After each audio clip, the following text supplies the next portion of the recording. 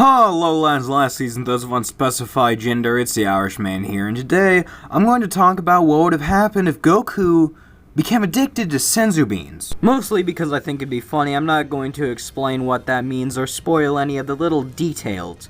Instead, I'm just going to get into the actual story of this what if. This story begins during the 3-year training period after the defeat of King Piccolo, but before the Tenkaichi Budokai. Goku would be training on Kami's lookout and would have the knowledge of the senzu beans in mind. He would understand that these are beans that will restore you from any injury and would be perfect for training. Not only do they do what I said before by restoring any injury, but they also keep you malnourished for a week and a half. This would mean that Goku can train indefinitely outside of potential water breaks and needing to sleep. Now, the reason that Goku couldn't actually just continue to spam senzu beans and train indefinitely was because there wasn't a ton of senzu beans to go around. Korin didn't want to grow an absolute crap ton of them because if he did, then they would go out to the public. If they went out to the public, he wouldn't get any profit from them, and he wasn't okay with that. Plus, they weren't exactly easy to grow. But Goku, on the other hand, wouldn't have these same issues. Yeah, the beans are still hard to grow, but I think that Goku would be willing to put in the effort if he had this miracle drug. But there actually does have to be something that would actually spark the idea in Goku's mind to start growing senzu beans. Kami would put Goku inside the hyperbolic time chamber so that he can train inside of there and get used to the 10 times gravity alongside the time dilation. But Goku's body just can't take the harsh climate of the time chamber, and Kami has to go in there and take Goku out before he dies. Goku is beaten and broken, and he's on the verge of death. Goku would be brought down to Korin's part of the lookout and given a senzu bean. Goku is back up to full in no time, and he's amazed. He was just fully restored back to absolute health, and he's even stronger than ever just by eating one senzu bean. Not to mention the feeling he got and the rush he got after eating the bean was absolutely enthralling. Goku would go back to training, but he can't help but remember the feeling he got after eating the senzu bean. The power boost he got, the amazing feeling he had while it was happening, the high he got while taking the bean and being rushed back to full health. It was enthralling, it was enticing, it was amazing, and he wants it again. Goku would begin doing life-threatening training, stuff that would push him to the brink of death where a senzu bean was required. Eventually, Korin would tell him he didn't have many beans left, and Goku would either have to find another way to get them, or have to find another way to get healed. And Goku just couldn't accept that since there was nothing else that was like a senzu bean. But then Goku had an idea. He sneaked a senzu bean into his pocket and thanked Korin for his help, before going back up to the lookout, hoping to not need to go back down to Korin for help anymore. While on the lookout, Goku would begin trying to grow senzu beans, but since he had no idea how to do it, he would ask Kami for help.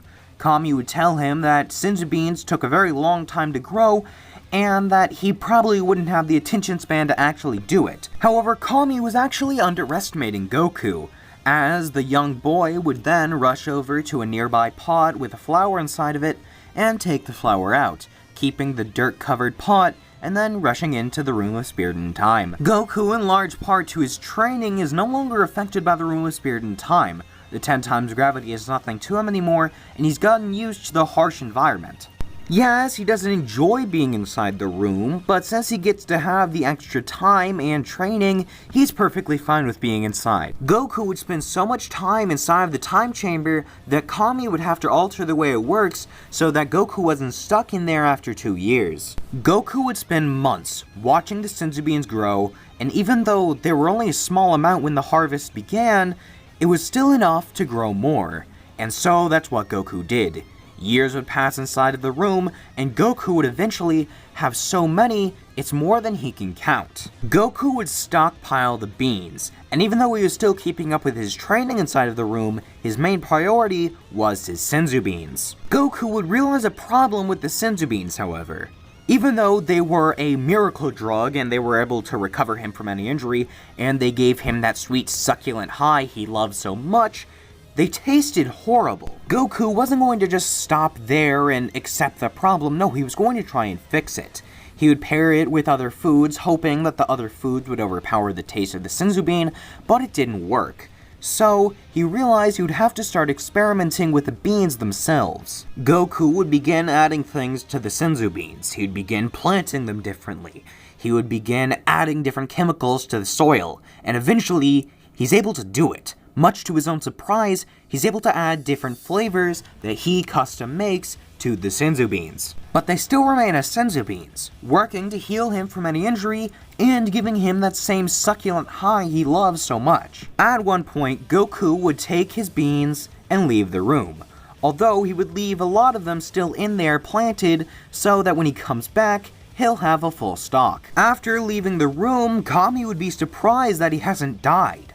He thought that Goku would have surely aged himself to death, having been in the room for over 100 days, which would equate to 100 years inside of the hyperbolic time chamber. Goku, having just eaten a few of his beans, would respond by saying, "Now that I think about it, yeah, you're right. I probably should be dead. I guess I'm immortal now. That's pretty cool." Kami would be surprised, but I guess eternal youth would make sense if he has been living on only senzu beans for over 100 years inside of the hyperbolic time chamber. Goku would be munching down on some of his senzu beans when Kami would ask him to show off his power. Goku would accept this and then turn into a mysterious yellow-haired form, having his powers skyrocket. Kami is pushed back by just the aura alone. Goku's power is amazing, and Kami is sure that he will be able to protect the Earth for generations to come. This is where Kami would offer Goku the position of the Guardian of Earth. And nonchalantly, Goku would say no. He has better things to do, like growing senzu beans, training, fighting strong guys. He'd rather not. Kami is dumbfounded. Goku hasn't mentally aged a day, yet he is in peak physical condition and with the power of a god. After a while, time would do what time does and pass, and the 23rd Tenkaichi Budokai would only be a few days away. Kami and Goku would prepare, Goku would stockpile on senzu beans, and Kami would make sure Goku's weighted clothing are just loosened up a bit, so that he doesn't have any trouble with Piccolo Jr. Not that he would, even if his weights were 10 times heavier. Once the day comes, Goku would set foot on the tournament grounds for the first time in what feels like forever. Yo, who's ready to get their mother beat by Son Goku the Monkey King? The tournament saga goes pretty much the same as it did originally, except both Tien and Piccolo were pretty easily beaten by Goku. Piccolo had that rage, but he didn't have enough power to back it up. And with Tien, it was a rivalry, but Tien had no idea how strong Goku had gotten, and thus couldn't train to meet that same level. But for the sole reason of, I think it'd be funny, similar to why this what if was made, I will describe how those two fights went. Tien would get into a battle stance, while Goku would begin taking off his weighted clothing. It's not that Goku needs to, it's that they were just a bit uncomfortable, and the extra weight was kind of crashing the vibe he's got going. Once Goku had finished taking off his weighted clothing, he'd begin to do some stretches. Tien is fascinated with the fact that Goku is using weighted clothes. He had never considered that, but it does seem to have a pretty good payoff, and he might actually even consider doing it himself. Once Goku was done stretching and his weighted clothes were removed from the battlefield, the announcer would, announce that the match had begun. Faster than Tien, even with his third eye can perceive, Goku would flash into Super Saiyan and land a gut punch straight onto Tien's stomach. After Goku removes his hand from Tien, the Triclops would fall to the ground, nearly crippled from the devastating blow. Goku, while still in Super Saiyan and still very much relaxed, would look over to the tournament announcer, wondering if he had won. The tournament announcer would ask Goku if Tien still has a pulse, and Goku would bend down to check. Yeah, he's still alive. And breathing, actually. That's pretty impressive.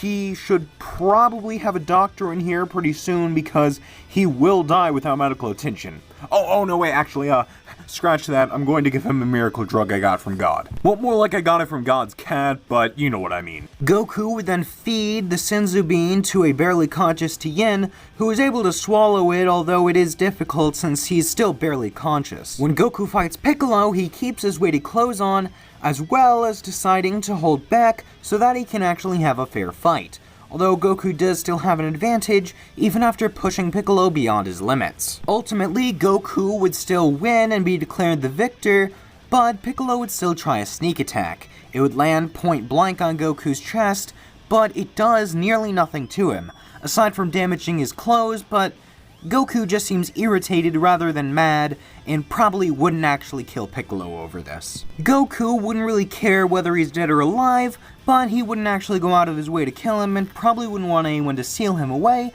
since he does seem to be the strongest outside of Goku himself. But then a thought comes to Goku's mind.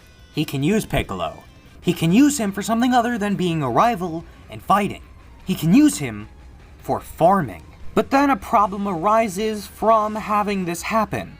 Goku wouldn't have anybody to train with, or at least no one as strong as Piccolo. Plus, Piccolo would have all that free time on his hands, and could even surpass Goku at some point. And that could spell the doom for all of Goku's senzu bean dreams. So, he has a better idea. Piccolo will make kids who will have the sole purpose of senzu bean farming, and they will make kids with the same purpose. And then Piccolo and Goku can train for as long as they want, and Goku will have an infinite supply of senzu beans for him at the ready. Goku's mouth begins to water as he would bring Piccolo up to the lookout to begin this plan immediately.